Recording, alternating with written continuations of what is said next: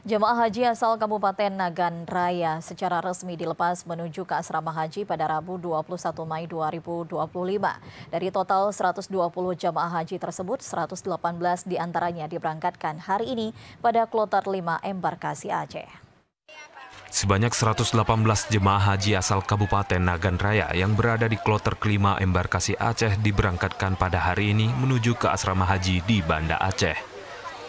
Pada kloter 5, jemaah haji termuda yakni Muhammad Walis, 18 tahun, warga desa Tuwibuyah, Nagan Raya. Salah seorang jemaah, Andika bin Zainun, mengatakan dirinya sudah mempersiapkan segala kebutuhan selama di Tanah Suci nantinya, termasuk obat-obatan yang nantinya diperlukan selama perjalanan. Insyaallah semua barang-barang sudah kami siapkan, baik obat-obat yang dibutuhkan di sana kami dia siapkan, dan para jemaah juga kami sudah komunikasi semua untuk perlengkapan selama kita di Tanah Suci. Alhamdulillah sudah siap semua perlengkapannya. Tinggal hari ini kita menuju ke asrama haji Banda Aceh.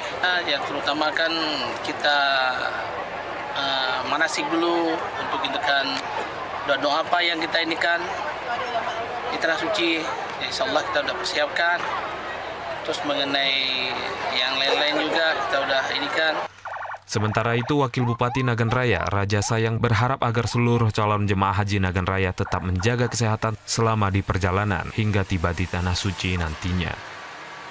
Sudah memberangkatkan jemaah haji di Nagan, jumlah 120 orang. Rencanakan besok pagi langsung, mungkin malam ini langsung masuk ke asrama, besok pagi langsung mungkin Pak Sekda, karena saya mungkin dengan Pak Sekda dengan Pak Bupati yang akan menerima dan menyerahkan jemaah haji dari sana. Untuk si kloter 12 hari tanggal 29. Kloter kedua dengan 29.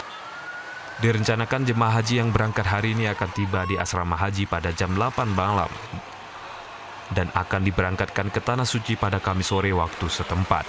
Serta untuk 2 calon jemaah haji sisanya akan diberangkatkan pada kloter ke-12. Dari Nagan Raya, Aziz Saputra, TVRI melaporkan.